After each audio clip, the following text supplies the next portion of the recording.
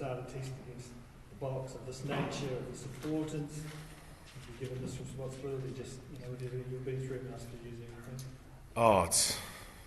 everything? Probably the journey I've been on, and to be here now and named, starting tight head against, a massive foe that we love to go against, and we've talked about the great battles that have been going on in the last few years, and just what a unique and exciting place it is to play over here, and the challenge that it is. So, as a rugby player, that's what we want to do. We want to play against the best in the world stage and these big stages, and we've had an awesome week building up to it, and I'm just really looking forward to ripping in and getting stuck in. There's not a lot of experience around you in that front row, particularly in terms of these battles. Do you feel a kind of a leadership, a responsibility on top of what you have to do with your role? Yeah, I'm probably one of the older ones, but in terms of All Blacks, I'm still relatively green.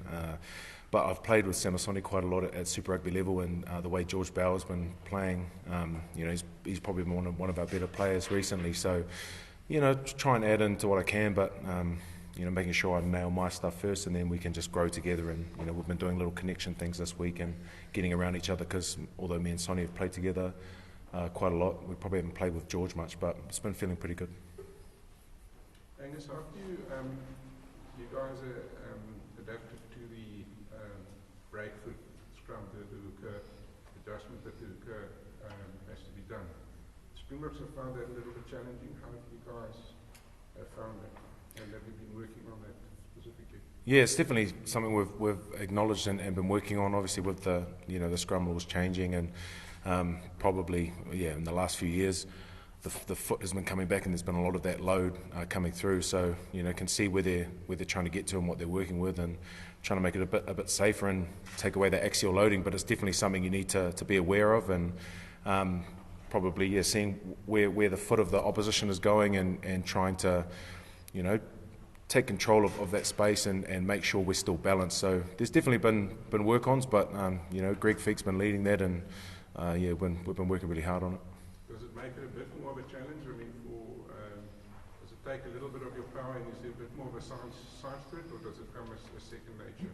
Yeah, I think it's probably it's probably more for the hookers, as props we're still getting our foot back and getting that load. It's been more for those hookers to work on and still be able to get a little bit of a punch and a hit into that scrum, and it's probably still a bit of growth to go there, but it's something we've addressed, and have a few little things that we can move to and use if need be.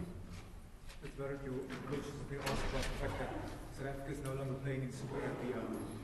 Do you guys feel there'll be an absence of you guys not knowing these players that you guys will be facing, or some of the players that you guys are facing this coming Saturday in the first season? Yeah, there's a few new players that I haven't played against, but particularly the tight five. We played them the last couple of years. Eben Etzebeth, Lou Diaga, familiar opponents, and some of the best in the world, if not the best. So it's an awesome opportunity to play against those guys. There's celebrating another milestone in Malcolm Marx playing his 50th Test match. Is that something significant? Does it say about the experience in the Springbok squad? Is that concerning for you guys, that they've got so much experience across the field? Yeah, I think Malcolm Marx, he's been an impressive player, whether he's coming off the bench or starting the game. I think he's big, physical, and when he gets on the back of the maul close to the line, he's pretty dangerous. So hopefully we can make it a less memorable night for him on his 50th. Scott, how much to take out of your last visit to South Africa as a team, and obviously the dominance you guys have had over the Springboks in South Africa? That's a long time ago, if we're going to be honest, and I think the Springboks since then have won a World Cup, had a Lions tour, and been playing some pretty dominant rugby. Springbok rugby is physical and strong set piece, so I guess we can take some confidence from those games and a bit of experience there, but Saturday's a new game, and it's going to be a new challenge. Scott, Ian was asked about the need for you guys to man up, to be physical, to deal with that challenge that's coming. and he said that he felt it was probably more important to play smart rugby than necessarily manly rugby.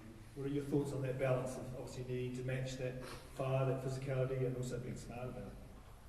Yeah, you mentioned it there. It's discipline, but still being physical and wanting to impose yourself on the opposition. And we know where the Springboks are coming, and that's right at us up front. And it's a challenge that we get excited by. Where else would you want to play? South Africa and South Africa, a full stadium. That's that's right up there for me. Angus, have you got that switch? Yeah, you can flip because you're obviously known as one of the genial nice guys in rugby. But have you got that? Can you go into that angry mode for this test?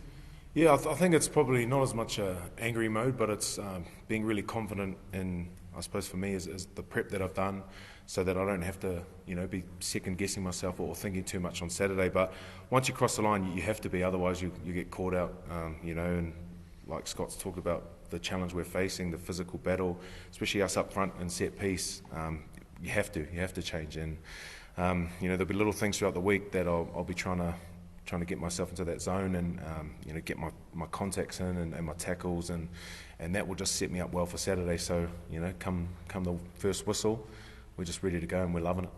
So in terms of facing the box, how much of a factor is the bench? I think it's a 6-2 split, they call it the bomb squad.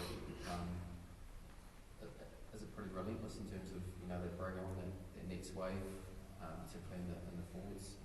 What's it like trying to match that for a full 80 minutes? Yeah, I think they've used that pretty well in the past 2 or 3 years, that impact, and I guess we know how much our bench can bring that impact as well, but particularly they target big moments in that second half around the set piece and try to get back into the game or close out a game using those what they perceive as strengths, and they are strengths of their game. So our bench is aware of that, as well as our starters, that we have to start well and keep it right on them. You've both received red cards of both rulebacks in recent years. Obviously they're bringing back the 20-minute rule for Rugby Championship. What's your take on that change?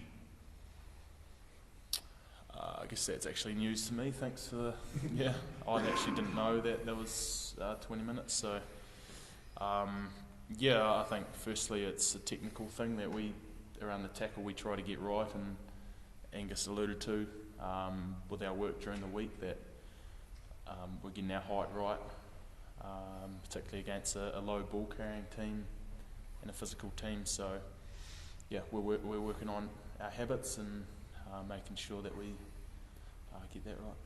Scott, can I ask you, usually you guys, New Zealand side, you guys have got supporters all over the world, but particularly pre-2018, whether it's in Cape Town, whether it's Port Elizabeth, you guys have solid support here in South Africa when you go to those two venues in the past though.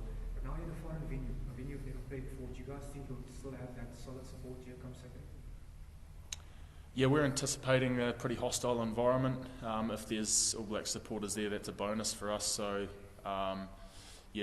we're anticipating a vocal, 40-odd thousand South African supporters at home. So that's what we're getting excited for.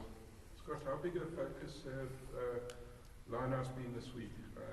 Obviously, not ideal in the last game. And now, playing against technicians, so to speak, this week. I suppose the same can be said of you guys. But how big a focus has that been in prep this week? Yeah, at test match level, the set piece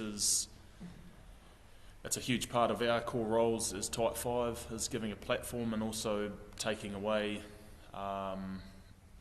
possession if you can, or giving them poor quality balls. So we've looked at how the Springboks want to play and launch from line out and scrum, and we've put some work into our plan and how we're going to affect that.